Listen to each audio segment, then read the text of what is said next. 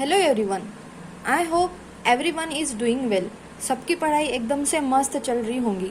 ठीक है, आज हम क्या करेंगे, बैक्टीरियल डिसीज़ पढ़ेंगे। ठीक है, उसके पहले बैक्टीरियल डिसीज़ के पहले हमारा एक जो डिसीज़ है वायरल डिसीज़ में था, जो हमने फुट एंड माउथ डिसीज़ देखा था, फुट एंड माउथ डिसीज़ देखा था। उसके बाद एक रिंडरपेस्ट डिसीज़ था, वो भी हमें देखना है। उसके बाद हम बैक्टीरियल डिसीज़ की तरफ बढ़ेंगे। उसके पहले हमने कल जो भी डिसीज़ पढ़े थे उनका क्या करेंगे, हम उसका रिवीजन करेंगे सबसे पहले। उसके बाद हम आगे वाले डिसीज़ पढ़ेंगे और हम क्या करेंगे ना, डेली जितने भी डिसीज़ होते हैं उसका रिवाइज करेंगे। जब तक पूरे होते नहीं उनका रिवाइज करेंगे, क्योंकि ये पूरे इकट्ठा होने के बाद क्या होती है, खिचड़ी हो जाती है इसकी। इसलिए हम क्या करेंगे, रोज़ रिवाइज करेंगे। ठीक है, और वो बहुत अच्छे से और एकदम सटीक तरीके से हम क्या करेंगे, रिवाइज करेंगे।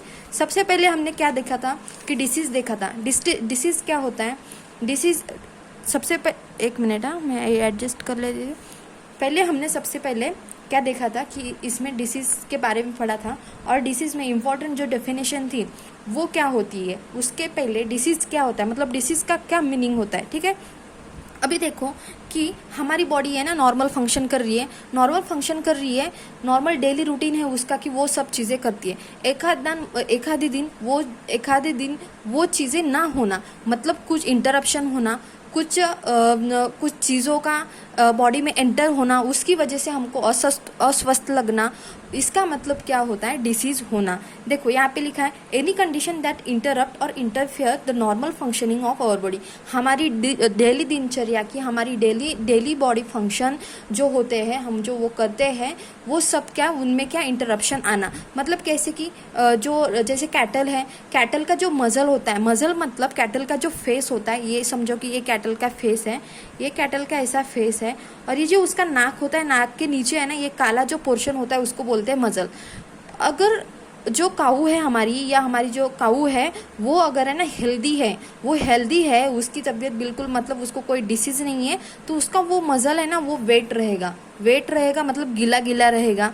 अगर उसको डिसीज़ हुआ है तो वो, अगर उसकी मतलब फिजिकल कंडीशन में कुछ इंटरप्शन हुआ है या डिसीज़ हुआ है, तो उसका जो मज़ल है वो कैसे रहेगा, ड्राई रहेगा। ठीक है, इसका मतलब क्या हुआ, उसमें डिसीज़ हुए, कुछ तो बॉडी के जो नॉर्मल फंक्शनिंग होती थी वो नहीं हो रही है, इस चीज़ के लिए हम डिसीज़ कहेंगे। ठीक है, उसके बाद according to World Health Organization, health is a state of complete physical, mental and social wellbeing. मतलब क्या होता है, हेल्थ होता है। उसके बाद इंक्यूबेशन पीरियड, मतलब ये वायरस और बैक्टीरिया बॉडी में तो आ जाते हैं, बट क्या होता है ना, सिम्टम्स नहीं दिखते हमको उसके, इसको बोलते हैं इंक्यूबेशन पीरियड। उसके बाद डिसीज़ को कंट्रोल कैसे करना चाहिए, अगर हमारे काऊ का या बफेलो का शेड है, अगर शेड है तो उसको अच्छे से वेंटिलेशन प्रोवाइड करो, अच्छे से उसको क्लीन रखो, डिसइंफेक्शन करो, और क्या करो, जो काऊ है हमारी उनको बैलेंस डाइट दो। ऐसा नहीं कि एक दिन बहुत दिया और एक दिन कुछ भी नहीं दिया और बहुत कम दिया। उनका न्यूट्रिशन जो है, न्यूट्रिशन डाइट दो, अच्छा वाला डाइट दो, कम दो डाइट, बैलेंस दो, ये सब चीज़ें करो। उसके साथ साथ ही उनको है ना रेगुलर और रूटीन उनका चेकअप होना चाहिए, वैक्सीनेशन उनकी बराबर से होनी चाहिए। और जो आउटसाइडर जो भी एनिमल्स है, आउटसाइडर हमने जो शेड बनाया, जो हमारे एनिमल्स का शेड है, हमारी एनिमल्स के शेड में जो अदर बाहर के एनिमल्स है वो घुस ना पाए, क्योंकि हमको नहीं पता कि वो कैसे होते हैं, कैसे उनको डिसीज़ कौन सा हुआ। क्योंकि अगर उनको डिसीज़ हो गया, वो वायरल हो, तो क्या होगा कि हमारे इसको भी हो जाएगा। इसलिए क्या होगा, अगर इन्फेक्शियस है, कंटेजियस है, तो हमारे जो काऊ है जो हेल्दी है उनको हो जाएगा। इसलिए हमको क्या करना है, उनकी एंट्री अवॉइड करनी है। उसके बाद हमने डिसीज़ के 2 टाइप देखे थे, उसमें थे कम्युनिकेबल डिसीज़ और non communicable disease. Communicable disease को इन्फेक्शियस डिसीज़, कंटेजियस डिसीज़ भी बोलते हैं। और नॉन कम्युनिकेबल मतलब मेटाबॉलिक और जो डाइजेशन से रिलेटेड, डाइजेस्टिव सिस्टम से रिलेटेड, या क्या उसको और क्या बोलेंगे, जैसे कि डाइटरी खराब होने की वजह से ये सब चीज़ें हो जाती है, और वो कम्युनिकेबल नहीं है, वो एक का दूसरे को नहीं होगा, इन्फेक्शियस डिसीज़ वो नहीं है। इसमें कौन से आएंगे, जो कॉजल, कम्युनिकेबल मतलब जो कॉजल ऑर्गेनिज्म से होते हैं। कॉजल ऑर्गेनिज्म से कौन से होता है, एक तो बैक्टीरियल डिसीज़ होता है, वायरल डिसीज़ होता है, पैरासिटिक डिसीज़ होता है, फंगल डिसीज़ होता है। ये सब किन चीज़ों की वजह से होते हैं, कॉजल ऑर्गेनिज्म से वजह से होते हैं, और एक का दूसरे को इन्फेक्शन हो जाता है। ये सब चीज़ें इसने हमने पढ़े थे। उसके बाद और इसमें है ना एक और है कि जो ये एंथ्रैक्स है, एंथ्रैक्स नहीं, ये जो ब्लैक क्वार्टर डिसीज है ये तो आता है इसमें कम्युनिकेबल में, मतलब एक का दूसरे को होना उसका पानी पीने से, उसका झूठा पानी पीने से, या वही पानी पीने से जो ये इन्फेक्टेड जो है उसने पिया था वही पानी से पीने से, वही जगह का पानी पीने से, या साथ साथ रहने से, या खाना खाने से, जो फीड खाते हैं वो उसी जगह जाके खाने से, फ्लोर से भी इन्फेक्शन होता है। इन सब चीज़ें से मतलब ये कम्युनिकेबल और इन्फेक्शियस डिसीज है। बट जो हमारे ब्लैक क्वार्टर है ना, आपको याद रखना है कि ये ब्लैक क्वार्टर है ना आता ही इसमें है, बट है ना ये इन्फेक्शियस डिसीज नहीं है, एक का दूसरे को नहीं होगा, जिसको है उसको ही रहेगा एक ब्लैक क्वार्टर डिसीज। हम आगे पढ़ेंगे तब आपको पता चलेगा कि कैसे क्या होता है इसमें। हमने देखे थे वायरल डिसीज में हमने फुट एंड माउथ डिसीज देखा था। फुट एंड माउथ डिसीज मतलब किसको, फुट एंड माउथ डिसीज मतलब किन चीज़ों को होता है, एक तो फुट को होता है, माउथ को होता है। फुट को मतलब क्या होती है, जैसे कि हम बारिश में अगर बहुत ज़्यादा पानी में रहे तो हमारे जो पैर होता है, हमारे पैर के बीच में ये ऐसे यहाँ पे बहुत ज़्यादा वाइट हो जाता है, और वो बहुत ज़्यादा क्या होती है, खुजली हो जाती है उसको, उस तरीके के फुट और माउथ मतलब लेशंस वगैरह आना, बहुत ज़्यादा सलावा मुंह से गिरना, इन सब चीज़ें फुट एंड माउथ डिसीज मतलब इसको है ना क्या बोलते, खुरिया कुछ तो भी मराठी में बोलते हैं, मेरे को भी याद नहीं आ रहा है, बट खूरिया ऐसा कुछ तो भी आता है, जो फुट को होता है तो वो खूरिया बोलते हैं, ठीक है, खूरिया डिसीज ऐसा कुछ तो भी बोलते हैं, मेरे को याद नहीं आ रहा है, ठीक है। और ठीक है, रिंडर पेस्ट हमने कल फुट एंड माउथ डिसीज पढ़ा था। खूरिया क्या था नहीं याद आ रहा है, ठीक है। उसके बाद जो बहुत ईजी है बट याद नहीं आ रहा है, फुट एंड माउथ डिसीज एक बार रिवाइज कर देती हूँ। फुट एंड माउथ डिसीज कौन से वाले एनिमल को होगा, जिनके इवन टोड हूफ है, जिनके क्या है ऐसे इवन टोड हूफ है, उनको ही ये वाला डिसीज होगा, जो उनको बोलते हैं हम आर्कियोडेक्टिल बोलते हैं, पेरिसोडेक्टिल नहीं। पेरिसोडेक्टिल मतलब जो सिर्फ इनका ऐसा पैर रहता है, जैसे कि फॉर एग्जाम्पल हॉर्स, ठीक है, इनको नहीं होगा ये वाला foot and mouth disease. Artiodactyl animal जो है उनको ही होगा, ठीक है। उसकी फैमिली जो है मैंने आपको बोला था कि पाई से याद रखना है, आपको पाई कोरोना से याद रखना है, ठीक है। फैमिली पाई कोरोना विरिडी ऐसे याद रखना है। जीनस है एप्थोवायरस जीनस है 2-4 बार पढ़ लोगे माइंड में फिट हो जाएगा। एप्थोवायरस जो है ये स्मॉलेस्ट वायरस इन एनिमल है, सबसे स्मॉलेस्ट वायरस जो है ये एप्थोवायरस है, ठीक है, आपको ये वाला याद रखना है। उसके बाद एक ट्रांसमिटेड होता है डायरेक्टली, एक तो डायरेक्ट ट्रांसमिट होता है एक एनिमल का दूसरे एनिमल को, या तो ऐसा होगा कि जो water manure pasture cattle attendant होगा, उन सब चीज़ों की वजह से ये क्या होगा, ट्रांसफर होगा और ट्रांसमिशन होगा। अभी हमने और क्या पढ़ा था इसके आगे कि इसमें सिम्टम्स क्या होते हैं।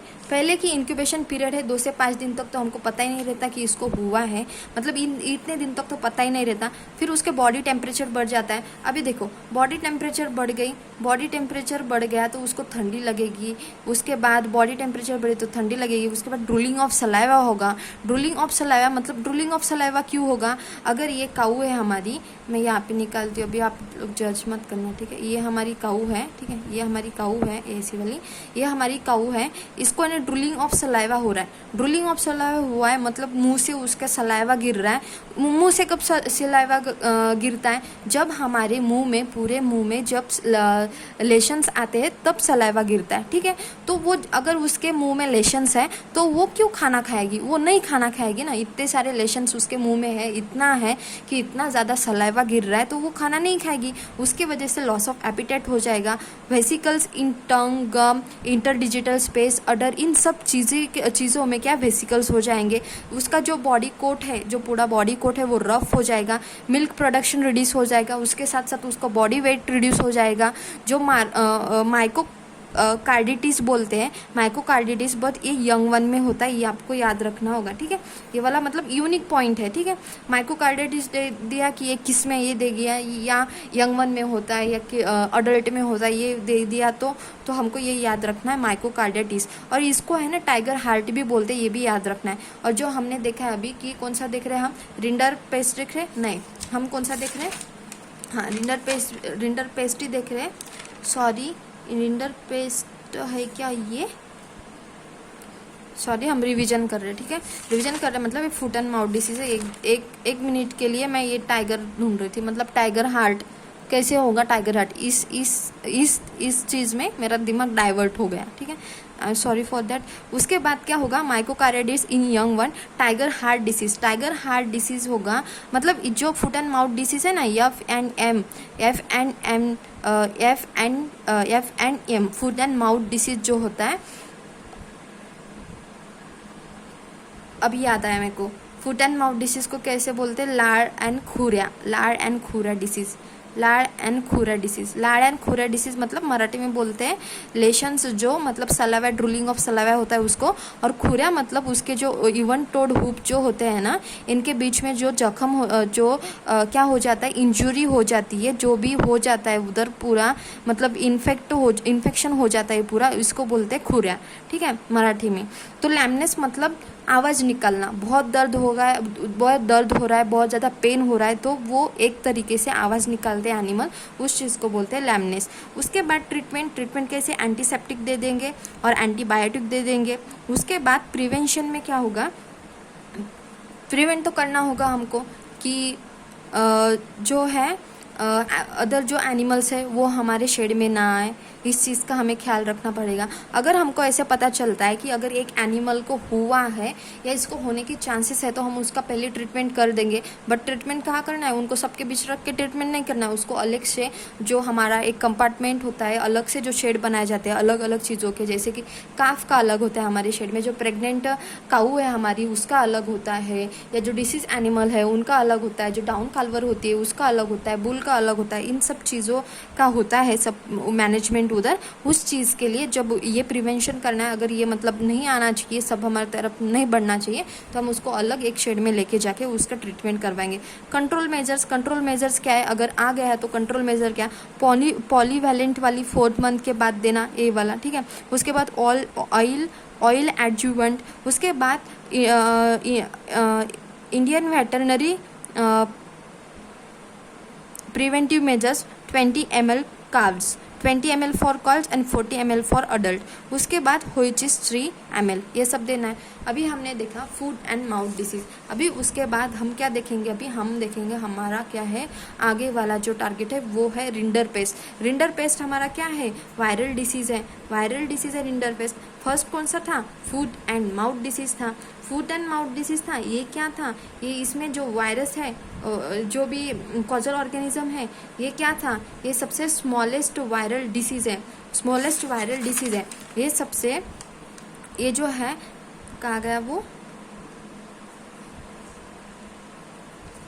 स्मॉलेस्ट वायरस, जो भी जीनस है एप्थो वायरस, ये स्मॉलेस्ट वायरस इन एनिमल है, स्मॉलेस्ट वायरस है फूट एंड माउथ डिसीज का। उसके बाद रिंडर पेस्ट है ना, मोस्ट डिस्ट्रक्टिव वायरल डिसीज है। मोस्ट डिस्ट्रक्टिव वायरल डिसीज क्यों, क्योंकि बहुत सारे एनिमल में होता है ये रिंडर पेस्ट जो है, ये क्योंकि ये डाइजेशन से रिलेटेड जो है, ये जो डिसीज़ है ये डाइजेशन से रिलेटेड है। इसको और कैटल प्लेग्यू भी बोलते हैं, इसके बाद इस पे है ना बहुत सारी स्टेट में क्या हो गया, ओवरकम कर लिया है, बट है ना सबसे ज़्यादा पूरा इरेडिकेशन हुआ है ना, तो वो सिर्फ तमिलनाडु में ही हुआ है 1998 को पूरा इरेडिकेशन हुआ है तमिलनाडु में इस रिंडर पेस्ट डिसीज का, ठीक है। उसके बाद मोस्ट डिस्ट्रक्टिव है, ये तो हमको पता चल गया, बहुत ज़्यादा कैटल में होता है, ये भी पता चल गया। उसके बाद ये डाइजेशन से रिलेटेड है, ये भी पता चल गया। अभी डाइजेशन से रिलेटेड पेट खराब हो गया, पेट में कुछ गड़बड़ हो गई तो क्या होगा, डायरिया होगा, डिस्चार्ज होगा, बहुत सारी अमाउंट में डिस्चार्ज होगा, और उसकी अगर बहुत एक्सट्रीम कंडीशन हो गई तो उसकी क्या हो जाएगी, डेथ हो जाएगी, विदिन ए मिनट डेथ होती है। रिंडर पेस्ट में अगर बहुत ज़्यादा सीवियर कंडीशन आई तो विदिन ए मिनट डेथ भी हो जाती है। उसके बाद कॉजल ऑर्गेनिज्म है, वो है वायरस कॉजल ऑर्गेनिज्म है। फैमिली है पैरामाइक्सोविरिडी फैमिली है। जीनस जो है मॉर्बिलीवायरस जीनस है, मॉर्बिलीवायरस जीनस और एक एनिमल में है, शायद वो शीप में है, गोट या शिप में से एक है मॉर्बिलीवायरस, ठीक है। उसके बाद स्मॉल रूमिनेंट, हाँ देखो यहाँ पे small ruminant also affect, small ruminant animal में भी ही ये डिसीज़ हो जाता है। उसको स्मॉल एनिमल जो होते हैं, स्मॉल रूमिनेंट जो होते हैं, उनमें उनको बोलता है पीपीआर बोला जाता है, पेस्टिस डे पेटिस डिसीज ऐसे बोला जाता है। इसके बाद इसका ट्रांसमिशन कैसे होता है, virus found in saliva, saliva में फाउंड हुआ है virus, discharge from all opening, जितने भी ओपनिंग्स होते हैं जैसे कि माउथ हुआ, हमारा नोज़ की ओपनिंग हुई, एनस की ओपनिंग हुई, जितने भी ओपनिंग होते हैं उनमें से क्या होता है, डिस्चार्ज होने लग जाता है। ठीक है, टेम्परेचर 40 to 41 डिग्री सेल्सियस हो गया। इंक्यूबेशन पीरियड है 3 to 7 डेज और 4 to 6 डेज का इंक्यूबेशन पीरियड हुआ। उसके बाद सिम्टम्स क्या हुए, पेट खराब हुआ है, लॉस ऑफ एपिटाइट होगा। अभी जो कैटल है उसको डिसीज हुआ है तो लैक्रिमेशन ऑफ मजल, मतलब ड्राइनेस ऑफ मजल होगा। ठीक है, उसके बाद आर्किंग ऑफ बैक, मतलब हमारी जो काऊ है उसकी बैक जो है ना ये ऐसी हो जाएगी। अभी मेरे को समझ में आ रहा है कि हम जहाँ पे रहते हैं गांव में, तो वहाँ पे साइड में हमारे वो जो रहते हैं ना, जो दूध वगैरह बेचते हैं, तो उनका बहुत ज़्यादा बड़ा शेड है और उनके इसमें ना एक कैटल है, मतलब एक काऊ है जो बहुत ज़्यादा एजेड भी है वो, और वो लोग उसकी तरफ है ना ध्यान भी नहीं देते। तो मेरे को अभी ऐसे एकदम से क्लिक हुआ कि उसकी जो पीठ है ना ये ऐसे हो गई है, एकदम से ऐसे इतनी बड़ी, और जो उसका ये बैक वाला जो बोन है ना वो ऐसे ऊपर आ गया है बेचारी का, और ये जो ऐसी आर्किंग ऑफ बैक हो गई है, ऐसी हो गई है। इस चीज़ की वजह से शायद उसको रिंडर पेस्ट हो गया होगा, शायद वो ये वाला सिम्टम्स है। तो शूटिंग ऑफ डायरिया, मतलब डायरिया होना। उसके बाद ulcer in mouth and lip, ulcer होना। ठीक है, अभी देखो कैसे रिलेट करना कि टेम्परेचर बढ़ा है, जो काऊ है उसका सिम्टम्स कैसे कि टेम्परेचर बढ़ा है, बॉडी टेम्परेचर बढ़ा है, मतलब उसको फीवर है मतलब लेशंस होंगे, मुंह पे लेशंस होंगे। उसके बाद उसको उस चीज़ की वजह से वो खाना नहीं खाएगी, मतलब लॉस ऑफ एपिटाइट हो गया। ठीक है, उसकी वजह से खाना नहीं खाया तो उसको डिसीज़ हुआ है, खाना नहीं खाया, उसको अच्छा नहीं लग रहा है, तो वो क्या हो गया, लैक्रिमेशन ऑफ मजल होगा।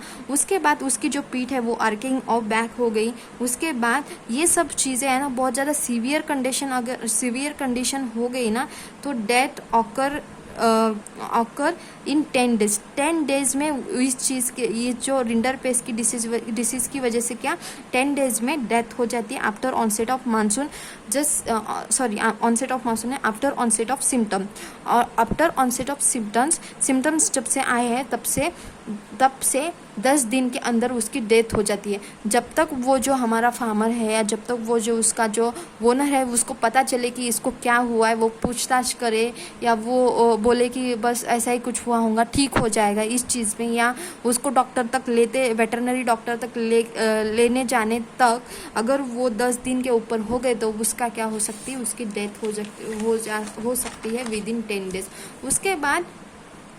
उसके बाद क्या हुआ कि ये जो है प्रिवेंशन एंड कंट्रोल क्या होगा कि जो इन्फेक्टेड एनिमल है उसको अलग शेड में लेके जाओ, उसका रूटीन पीरियोडिकली रूटीन चेकअप करो, डिसइंफेक्शन करो, जो जहाँ पे था वहाँ पे डिसइंफेक्शन करो उस शेड को।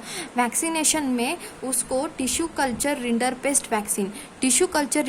वैक्सीन दो। उसके बाद गोट टिश्यू कल्चर वैक्सीन। अभी देखो ये जो है रिंडर पेस्ट जो है ये स्मॉल रूमिनेंट में भी आता है, स्मॉल रूमिनेंट में आती है शीप एंड गोट, और इसका नाम क्या है, गोट टिश्यू कल्चर वैक्सीन। मतलब ये चीज़ हमको गोट में भी सीखने को मिलेगी। ठीक है, ट्रीटमेंट कैसे, एंटीबॉडीज़ दे दो, एस्ट्रिंजेंट दे दो, फ्लूइड थेरेपी मतलब उसको बहुत पानी पिलाओ, उसकी बॉडी वॉश कर लो, बॉडी धो दो, एंटीबॉडीज़ दे दो, एस्ट्रिंजेंट दे दो। Since 1998 free from the rinder paste, Tamil Nadu तब से क्या हुआ है, free from the rinder paste हुआ है। इसके बाद हम आगे की तरफ बढ़ेंगे, उसके पहले मैं आपको 2 मिनट में एक बार फट से रिंडर पेस्ट क्या करूँगी, रिवाइज करके दूंगी। कैसे कि रिंडर पेस्ट है, अभी देखो रिंडर पेस्ट है, यहाँ पे हम पढ़ेंगे। ठीक है, रिंडर पेस्ट है, इसको क्या बोला कि ये जो है इसको कैटल प्लेग्यू बोलते हैं। ठीक है, कैटल प्लेग्यू बोलते हैं। उसके साथ साथ ये क्या है, डिस्ट्रक्टिव डिसीज है। ऐसे है ना, जब हम प्रैक्टिस करते हैं ना तो ऐसे लिखना, ठीक है, ऐसे लिखना, डिस्ट्रक्टिव डिसीज है। उसके साथ साथ डिस्ट्रक्टिव तो है, ये कैसे रिलेटेड है, डाइजेशन से रिलेटेड है। उसके साथ साथ ये जो अगर डाइजेशन रिलेटेड है तो उसका क्या होगा, डायरिया हो जाएगा। डायरिया होगा उसको तो बहुत ज़्यादा डिस्चार्ज होगा। अभी डिस्चार्ज किन चीज़ों से होगा, बहुत सारे जो जितनी भी ओपनिंग्स है उन सब चीज़ों से क्या होगा, डिस्चार्ज होगा और उसकी अल्टीमेटली डेथ हो जाएगी। ये तो हमारा हो गया मोटा मोटा। अभी आके देखेंगे कि कॉजल ऑर्गेनिज्म क्या, कॉजल वायरल डिसीज है तो कॉजल ऑर्गेनिज्म वायरस है। फैमिली जो है वो आपको याद रखनी पड़ेगी, पैरामाइक्सोविरिडी। उसके बाद जीनस है ये मॉर्बिली वायरस जो जीनस है ये आगे हमको स्मॉल रूमिनेंट एनिमल में भी दिखने को मिलेगा। स्मॉल रूमिनेंट में भी रिंडरपेस्ट होता है तो उसको क्या बोलते हैं, उसको बोलते हैं PPT, peste des petits disease ऐसे बोलते हैं। ठीक है, ट्रांसमिशन कैसे होता है, सलाइवा से ट्रांसमिशन होता है। Discharge from all opening, transmission virus found in saliva, discharge from all opening. Temperature, body temperature बढ़ता है, इसमें बॉडी टेम्परेचर बढ़ता है, फीवर आता है, फीवर की वजह से क्या होता है, लेशंस आते हैं, लेशंस आती है तो लॉस ऑफ एपिटाइट हो जाता है, लॉस ऑफ एपिटाइट होता है तो मतलब उसकी बॉडी कैसी होगी, वीक होगी, बॉडी वीक होगी तो उसको आर्किंग ऑफ बैक होगा, आर्किंग ऑफ बैक होगा, अल्सर आएंगे, शूटिंग ऑफ डायरिया होगा और विद इन सिम्टम्स पता चलने के बाद विद इन 10 डेज उसकी क्या 10 डेज में उसकी क्या होगी, डेथ हो जाएगी, उस एनिमल की क्या होगी, डेथ हो जाएगी। ठीक है, अभी आगे देखेंगे कि कैसे प्रिवेंशन करना है, उसको अलग से शेड में रखना है, उसका ख्याल रखना है, उसको जो भी शेड में था जहाँ पे भी था उसको डिसइंफेक्ट करना है, उसका चेकअप पीरियोडिकली पीरियोडिकली उसको क्या कहते हैं, चेकअप करना है, उसका रूटीन चेकअप भी करना है। ठीक है, उसके बाद वैक्सीनेशन है तो उसमें टिश्यू कल्चर रिंडरपेस्ट वैक्सीन देनी है। उसके बाद जो है वो है कौन सी है, गोट टिश्यू कल्चर वैक्सीन, ये वाली भी देनी है। ठीक है, उसके बाद ट्रीटमेंट में एंटीबॉडीज़ यूज़ करना है, फ्लूइड थेरेपी देना है, पानी से जो है हमारा वाटर है उससे उसकी बॉडी अच्छे से क्लीन करनी है, उसको ज़्यादा से ज़्यादा पानी देना है पीने के लिए। और इसमें एक चीज़ है कि जो हमारा तमिलनाडु है वो सक्सेसफुल हो गया है रिंडरपेस्ट को अलविदा करने के लिए या वहाँ से हटाने के लिए, इरेडिकेशन करने के लिए। तो पूरा के पूरा फ्री फॉर्म इन रिंडरपेस्ट हो गया है। तो वो कौन सा स्टेट है, तमिलनाडु ऐसा स्टेट है कि वो फ्री फॉर्म रिंडरपेस्ट हुआ है, वो सिंस 1998 से हो गया है। ठीक है, आई होप आपको ये वाला जो डिसीज़ है आज हमने जो पढ़ा है रिंडरपेस्ट डिसीज़ जो है, ये जो आज हमने जो डिसीज़ पढ़ा है ये आपको समझ में आया होगा और अच्छे से समझ में आया होगा। मैंने तो अपनी पूरी कोशिश करी, बहुत सारी थ्योरी पढ़ी है, पहले मैंने बहुत सारी थ्योरी पढ़ी है। ये मैंने पढ़ा तो था, मैं आपको सच्ची बात बता रही हूँ, ये मैंने रिंडरपेस्ट पढ़ा तो था, वीडियो भी देखा था, पढ़ा भी था, बट मेरे को है ना अभी 0 से पढ़ना पड़ा क्योंकि मैंने ये 1-1.5 महीना पहले पढ़ा था। मेरे को कुछ भी याद नहीं आ रहा था, सिर्फ इतना याद आ रहा था कि रिंडरपेस्ट क्या था, एक डाइजेशन से रिलेटेड होता है रिंडरपेस्ट, ये मुझे याद था। उसके साथ साथ ये सब चीज़ें ना मैंने आज प्रिपेयर की है, इतना सारा पढ़ के मैंने इसको एक लाइन में ऐसे यारो दिखा के कि फट से याद हो जाए, ये मैंने ऐसे ट्राई किया है आपको समझाने के लिए, मेरा खुद का होने के लिए ये आसान तरीका निकाला है और ये किया है। आई होप आपको भी ये अच्छे से समझ में आया होगा। और ठीक है, कल फिर से हम क्या करेंगे, जो पहला फुट एंड माउथ डिसीज़ है जो वायरल हुआ है रिंडरपेस्ट, इसका भी रिवीजन करेंगे। और उसके साथ साथ हम क्या करेंगे, ये नया जो है बैक्टीरियल डिसीज, सोचा था कि ये आज ही हो जाएगा बट आज नहीं हुआ 20 मिनट से ज़्यादा हो रहे हैं। और मुझे पता है कि ज़्यादा बड़ा वीडियो देखने के लिए कोई भी मोस्ट ऑफ द लोग वो पेशेंस छोड़ देती है। तो मैं चाहती हूँ कि आप थोड़े डेली कंसिस्टेंटली अगर थोड़ा भी करो ना तो आपका बहुत अच्छे से स्टडी हो जाता है। ठीक है, इस तरीके से आज हमने 2 डिसीज़ है वो अच्छे से कर लिए। कल फिर से हम ये 2 पढ़ेंगे, उसके साथ साथ ये तीसरा भी पढ़ेंगे तो आपको और अच्छे से रिकॉग्नाइज होगा, अच्छे से रिमेंबर होगा और दिमाग में चीज़ें एक ही बार वही चीज़ें दोहराएंगे तो अच्छे से बैठ जाएंगे आपकी। क्या मुझे मेरे भी दिमाग में ये सब चीज़ें क्या करनी है, फिट करनी है, बिठानी है, मेरे साथ साथ आपकी भी हो जाएंगी। ठीक है, आई होप आपको समझ में आया होगा, यही आशा करती हूँ। उसके साथ साथ चलो, गुड नाइट।